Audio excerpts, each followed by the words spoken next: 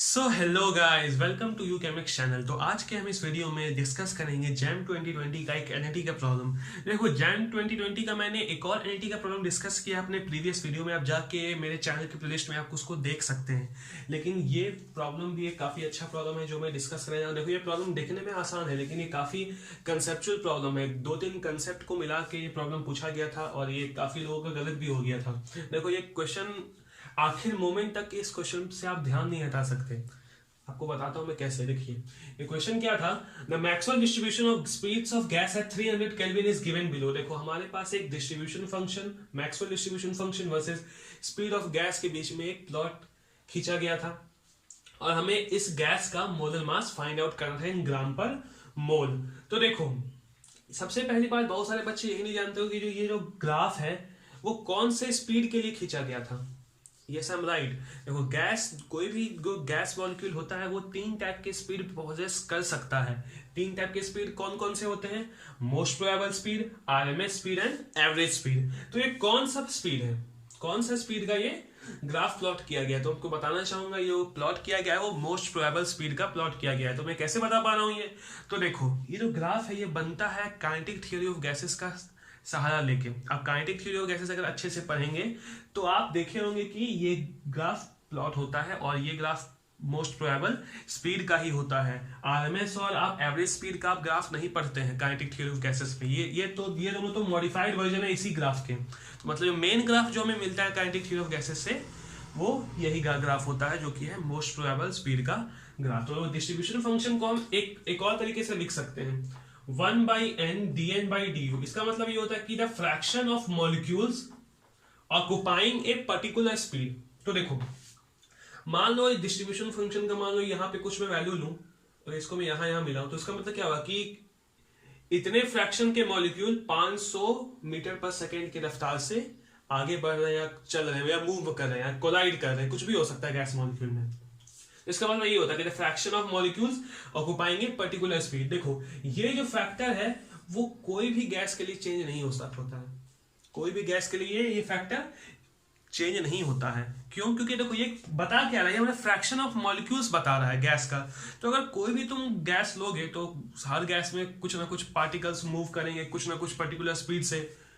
तो ये fraction of molecule हमेशा सेम रहता है हर टाइप के गैस के लिए। बदलता जो है ये स्पीड, क्योंकि हर गैस का प्रॉपर्टी अलग अलग होता है। तो कोई गैस ज्यादा तेज से चलता है, कोई गैस कम रफ्तार से चलता है, इसलिए ये स्पीड बदल सकता है जैसे तुम गैस बदलोगे, लेकिन ये नहीं बदलेगा। समझ में आ गया? अब हमें पता चल गया कि ये मोस्ट प्रोबेबल स्पीड का ग्राफ है। तो हम इस डायरेक्टली फॉर्मूला लगाएंगे। क्या होता है मोस्ट प्रोबेबल स्पीड का? √2RT/m। देखो, मोस्ट प्रोबेबल स्पीड हमें दिया हुआ है। देखो क्या दिया, मोस्ट प्रोबेबल स्पीड मतलब क्या होता है कि वैसा स्पीड जहां पे मैक्सिमम मॉलिक्यूल्स हो। मतलब कहने का मतलब है कि वैसा स्पीड जो मैक्सिमम मॉलिक्यूल्स ऑक्युपाई कर रहे हो। जैसे वो 500 मीटर पर सेकेंड वाला जो स्पीड है वो मैक्सिमम मॉलिक्यूल ऑक्युपाई कर रहे हैं। इसी का मतलब होता है most probable speed. Most of the molecules occupy that speed, इसलिए इसको बोलते हैं हम मोस्ट प्रोबेबल स्पीड। तो मोस्ट प्रोबेबल स्पीड यहाँ पे क्या है? 500 और रूट अंडर हम देखो लिखेंगे 2 इंटू आर का वैल्यू हमें बोला गया था, क्वेश्चन में लिखा गया है 8.3। टेम्परेचर क्या है? 300 केल्विन। और हमें निकालना है मोलर मास। क्या करेंगे? देखो, निकालने के लिए 500 तो स्क्वायर कर देंगे दोनों साइड। तो क्या होगा? 500 का square is equal to 2 into 8.3 into 300/m। तो अगर इससे तुम m निकालोगे तो आएगा आंसर तुम्हारा 0.019 ग्राम पर मोल। तो देखो, ये जो आंसर तुम निकालोगे ये आंसर एकदम रॉन्ग है। कैसे रॉन्ग है? देखो, हमारा आंसर क्या बोला गया है? Round off to 1 decimal places. तो देखो, राउंडिंग करते हैं हमारा। तो राउंड करने का क्या तरीका होता है कि जिस प्लेस पे हमें राउंडिंग करना है उसके अगले वाले प्लेस को देखते हैं कि उसमें 5 या 5 से ऊपर वाला डिजिट है कि नहीं। अगर 5 से ऊपर वाला डिजिट है तो हम उस प्लेस को उसके अगले वाले 1 से बढ़ा देते हैं। तो देखो, हमें 1 डेसिमल प्लेस तक राउंड ऑफ करना है। तो देखो, ये डेसिमल प्लेस है 1 डेसिमल प्लेस तक। उसके बगल वाला प्लेस को हम देखेंगे। देखो, बगल वाला प्लेस क्या है? बगल वाले प्लेस में जो डिजिट है वो 5 से कम है, तो अगर 5 से कम हो तो ये प्लेस पे जो नंबर है उसको वैसे का वैसे ही छोड़ देते हैं। अगर ये 5 9 होता, अगर ये 5 होता या 6 होता तो हम 0 को 1 कर देते, लेकिन यहाँ पे 1 है तो 0 को 0 रहने देंगे। तो आंसर तुम्हारा क्या आएगा, molar mass is equal to 0.0। ऐसा कभी हो सकता है? कोई किसी का मोलर मास नहीं है, हम इसका ग्राफ प्लॉट कर दिए। तो इस क्वेश्चन में क्या गड़बड़ी था? क्वेश्चन में गड़बड़ी नहीं है, तुम्हारे अप्रोच में गड़बड़ी है। देखो ये जो तुम्हारा आर का वैल्यू दिया हुआ है ना 8.3 जूल पर केल्विन पर मोल, ये तुम्हें कुछ इशारा कर रहा है। क्या इशारा कर रहा है? देखो जो जैम का जो होता है ना एग्जामिनर, वो तुमसे बेसिकली फिजिकल केमिस्ट्री में यूनिट का नॉलेज चेक करता है कि आपके पास यूनिट का नॉलेज है कि नहीं। आप सिंपली मगअप तो नहीं करते हो प्रॉब्लम कि आप put the formula get the answer, ये कंसेप्ट तो नहीं अप्लाई करते हो। अगर ये आप अप्लाई करते हो तो आप जैम का एनईटी प्रॉब्लम कभी भी सॉल्व नहीं कर सकते। आप प्रीवियस ईयर उठा के देख लीजिए, आपका हमेशा यूनिट कन्वर्जन का नॉलेज चेक होता है। आप यूनिट पे कितना फोकस करते हो, यूनिट कंसेप्ट पे कितना फोकस करते हो। तो देखो अगर मैं यूनिट कंसेप्ट से इसको बनाऊं, कैसे बनाऊंगा मैं? देखो वही लिखूंगा मैं, √2RT/m। तो देखो अब पूरा हम यूनिट के साथ लिखेंगे। क्या होता है? 500 मीटर पर सेकेंड है, मैं बताया आपको कि क्या है 500 मीटर पर सेकेंड। अब देखो 2 लिखूंगा। अब देखो R है जूल में, देखो जूल को मैं कन्वर्ट करूंगा दूसरे यूनिट में। कैसे? देखो जूल किसके होता है? वर्क डन का। वर्क डन मतलब होता है जूल। वर्क डन क्या होता है? Force into distance. फोर्स क्या होता है? Mass into acceleration according to Newton second law. Mass unit क्या होता है? केजी। एक्सेलरेशन यूनिट क्या होता है? मीटर पर सेकेंड स्क्वायर इंटू जो डी है, डी क्या है? मीटर ही है। तो मतलब क्या हो गया? केजी मीटर स्क्वायर पर सेकेंड स्क्वायर। ये मतलब जूल को हम ऐसे भी लिख सकते हैं, जूल इक्वल टू क्या हो गया? केजी मीटर स्क्वायर पर सेकेंड स्क्वायर। तो हम अब 8.3 जूल के जगह हम ये लिखेंगे, तो क्या होगा? 8.3 केजी मीटर स्क्वायर पर सेकेंड स्क्वायर पर केल्विन पर मोल इंटू टेम्परेचर कितना था हमारा? 300 केल्विन डिवाइड बाय हमें मोलर मास निकालना है। अब देखो स्क्वायरिंग का तो वो था साइड, तो क्या होगा? 500 का स्क्वायर अभी लिखेंगे हम, और यहाँ पे क्या होगा? मीटर स्क्वायर पर सेकेंड स्क्वायर। यहाँ क्या होगा? 2 इंटू 8.3 इंटू के जी मीटर स्क्वायर पर सेकेंड स्क्वायर पर केल्विन इंटू 300 केल्विन, और यहाँ सॉरी मोल इनवर्स तो यहाँ बाकी रह गया।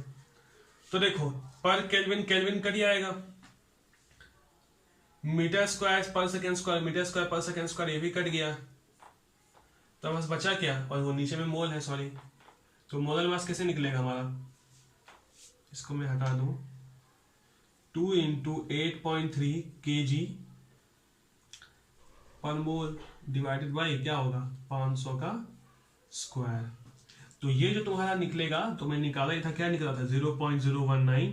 ये था हमारा केजी पर मोल में आंसर।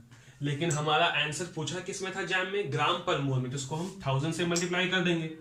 तो अगर 0.019 को अगर तुम 1000 से मल्टीप्लाई करोगे तो आंसर क्या आएगा? 19.9 ग्राम पर मोल। तो देखें, आपको यूनिट का नॉलेज होना चाहिए इस क्वेश्चन को सॉल्व करने के लिए। एक और चीज मैं बता रहा हूं आपको, इस ग्राफ में क्या चेंज आएगा अगर मैंने टेम्परेचर चेंज कर दिया। अगर मैंने टेम्परेचर 300 से 500 केल्विन कर दिया तो इस ग्राफ में क्या चेंज आएगा मैं आपको बताता हूँ। ये आपने नोट कर लिया होगा। तो देखो बहुत सारे कंसेप्ट जानना होगा, छोटा सा कंसेप्ट है। देखो मैं फिर से प्लॉट कर रहा हूँ ग्राफ। ये प्रोबेबिलिटी फंक्शन मैंने लिख दिया और ये यहाँ स्पीड लिख दिया, ठीक है। देखो ये अगर मैंने मोस्ट प्रोबेबल का बनाया है मैंने ग्राफ। अब देखो ये 300 केल्विन पे अगर ये ग्राफ है, अगर मैं टेम्परेचर 500 केल्विन कर दूं तो वो ग्राफ क्या हो जाएगा? ग्राफ आगे की ओर बढ़ जाएगा। ग्राफ के प्रॉपर्टी में क्या क्या चेंज आएगा? देखो ग्राफ का जो लेंथ था वो लेंथ कम हो गया। इसे तुम क्या समझते हो कि जैसे तुम अगर टेम्परेचर बढ़ा दोगे तो fraction of molecules occupying that particular speed decreases. देखो पहले इतने मॉलिक्यूल ऑक्युपाई कर रहे थे ये स्पीड, लेकिन अब काफी कम मॉलिक्यूल ऑक्युपाई करेंगे। देखो इसका मतलब क्या होता है? Fraction of molecule.